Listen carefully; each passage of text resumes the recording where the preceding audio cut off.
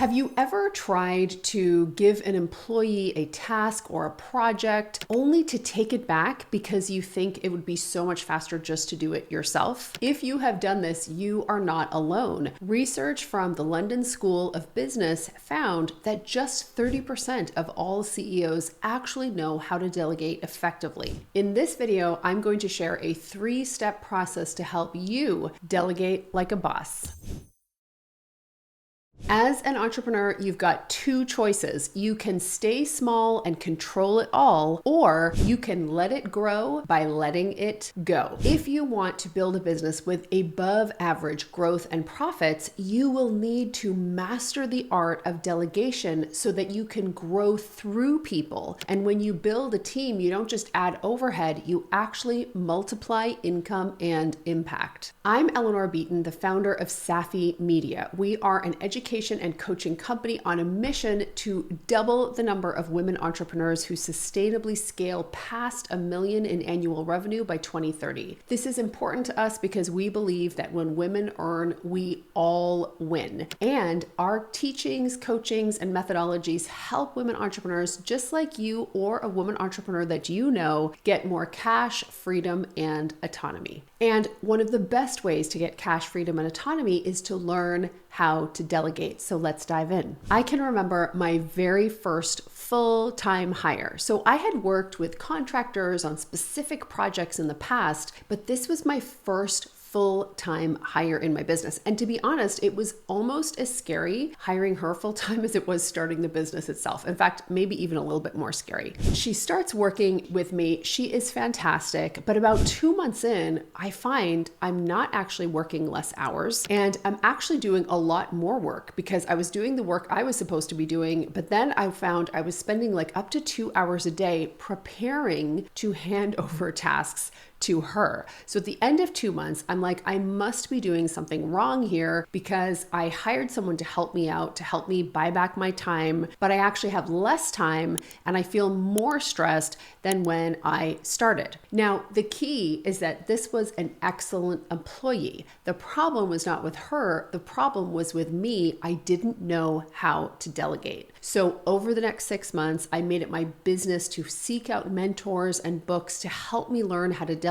I mastered the art of doing it. And I'm so happy today because I have an exceptional team, not only of doers, but of leaders, where multiple people inside my organization have mastered the art of delegating effectively. I've coached over 750 other women entrepreneurs to learn how to delegate effectively. And in this video, I'm breaking down a 3-step process that is really powerful to help you get more done, grow a business bigger than you, and scale up your income and your profits by learning how to work through people effectively. So before I get into the 3 steps, there's a really important and fundamental question that you as a leader are going to need to understand and get really clear on for yourself. And here's the question. What do you want more? Freedom and growth or control? And I want you to think about this question. And I also want you to think about how would the people who work most closely with you answer that question about you? Would they say that you are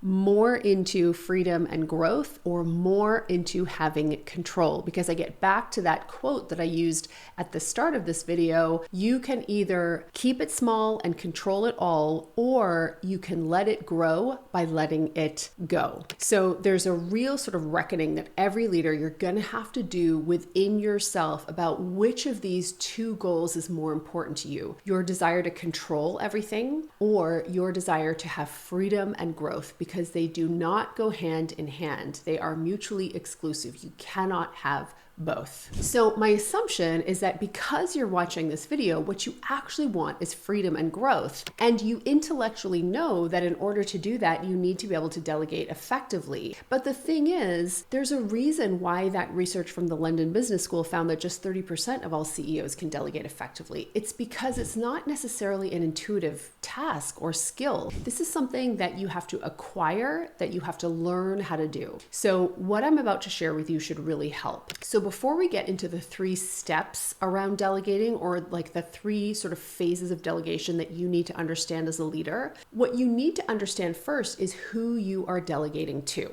Now, there are 2 types of employees or team members. There are tacticians and there are strategists. So tacticians are people who love to follow processes. They are very linear. They don't always think outside the box, and they really get a lot of joy and fulfillment from fulfilling a specific process that you have laid out for them well and to a high standard. That's like a tactician. Strategists are people who are creative, they are very strategic. So if you gave them processes to follow, they would do it, but they would also soon get bored. They'd automatically be looking for ways to improve that process. They would probably be looking for ways to do things better, more effectively. They might be saying, hey, I think we should eliminate this process and do this instead. That is a strategist. So it's important to understand who you're working with. Now, the thing is, when you're hiring a team inside a small, fast-growing business, you need strategists who can also tactically execute. But the reason that it's so important to understand the difference between the two is because it impacts how you're going to delegate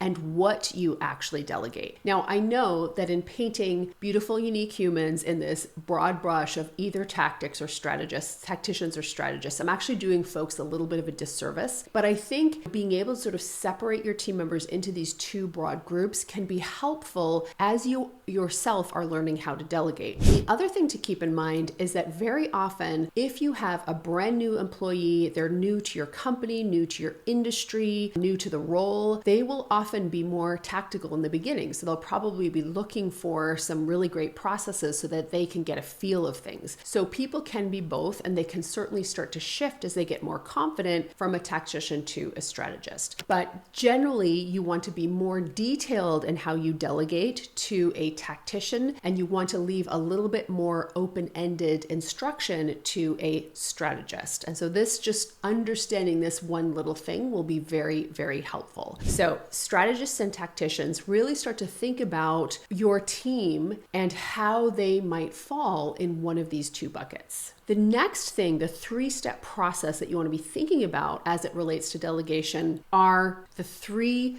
different forms of delegation. So as a leader, you can delegate 3 things: following a process, creating a process, or you can delegate a result. Let's break these down. Following a process, i.e. a process that you have already created or has already been created and established in your company, is the most basic form of delegation. Here's an example. When I hire a new executive assistant, one of the first things that I delegate to this person is to handle my email. Because it's my email, I have a very straight up process that I have developed to work with my assistants over the years in terms of how I want them to handle my email. So there is a list. Here's how you categorize the emails. Here's how you're going to respond to these different categories of emails. Here's how you would prioritize handling those emails. And this is how many times per day I want my email checked and fully processed. Make sense? So that is following a process. So that is the most basic form of delegation. And this is typically where there's a process that you want to be followed specifically. It is to be followed to a T. And this type of process is normally where you might start people, especially tacticians. Okay. So it's when there's just something that's going to be very formulaic, repeatable sort of thing that you would delegate in your business, or you're delegating to a new or junior person, and providing this level of detail can really help them get comfortable and get a lay of the land. Tacticians, you will find classic tacticians, people who enjoy that type of work, they just love to be able to follow a process, right? And so delegate away. The next bucket of delegation is to create a process. So creating a process happens when you are working with somebody who's maybe a little bit more experienced, or you don't really know how the thing should be done because you haven't done it before, and you're not ready to just delegate a result and step back. You actually want to check in with them to make sure that the way that they are thinking about doing this work aligns with what you're thinking. So an example might be you you are planning an in-person AGM, like an annual general meeting for members of your professional association. And so your company has volunteered to plan this AGM on behalf of your professional association, and you want your team member to be able to plan that AGM. Now, rather than just planning it once, what you actually want is for this person to create a process for how they're going to plan this AGM and host this AGM, so that you can take that process that they create, you can review it, and you can actually rinse and repeat and use that same event planning process for other AGMs, or for your own company retreat, or for your company Christmas party. So in that case, what you're going to delegate is creating a process. Now, when you are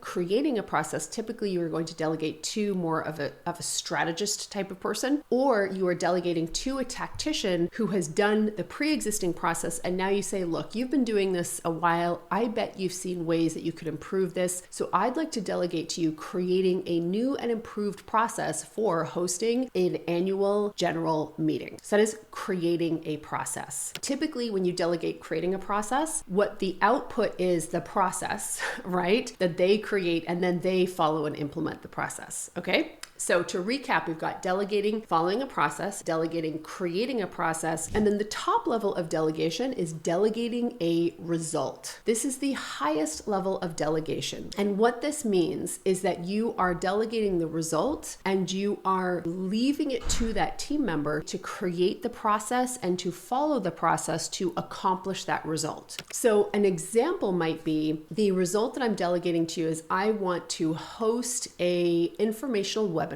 for our industry. What you need to do is to create all of the marketing and materials and promotional strategies to ensure that we have a minimum of 150 people who sign up for this webinar. So in that case, you have delegated a result. Get me 150 people signed up for this webinar. And what you're actually delegating there is ownership of a result. For this reason, when you delegate a result, you're typically delegating to somebody who has the experience, skills, knowledge, and know-how to be able to deliver that result. So typically they are definitely a strategist. They have comfort and knowledge of your industry, of your company, and of the nature of the work that you are asking them to do. It is, again, the most sophisticated form of delegation. So there you have it, the 3 forms of delegation: delegating following a process, delegating creating a process, and delegating a result. Now, a couple of additional tips to help you understand how this works. So first, you want to really think about, who am I delegating to? Is it more of a strategist? Is it more of a tactician? Is this a newer person who requires more hands-on input and oversight from me? Or is this a very experienced person who has bringing a ton of knowledge to the game, and who, if I give too much oversight, it's just going to feel like a duplication of effort that will frustrate them? Okay, so that's the thing that you want to think about first. Then you want to consciously decide, in this moment, am I delegating following a process, creating a process, or a result? If you are delegating following a process, make sure there is a clear process to follow. If you are delegating creating a process, make sure that you give them an overview of the results. So make sure you paint what success looks like. And then you also want to make sure that you are checking in, hey, when you have a first draft of what this process is going to be, just come and run it by me before you implement the process. So you want to make sure you have some good checkpoints. And then if you are delegating a result, again, make sure it's very clear what you want that result to be. And then ask them to come to you when they've created their initial rough draft plan, so that you can check that plan and make sure there's good alignment. So your job when you delegate is to really understand which of these 3 things that you're delegating, and that you are making sure that there are sufficient check-in points so that you can support and empower your team member to be successful with a project that you have delegated to that person. I hope you found this useful. Let me know in the comments what tips and advice you have learned or you have discovered about effective delegation, and give us a thumbs up or a thumbs down, but most importantly, let us know why you gave us that thumbs up or thumbs down. And if you found this video valuable and useful, please be sure to subscribe to this channel and hit the alarm bell so you never miss a new video from us. Thanks so much for being here, and we'll see you in our next video.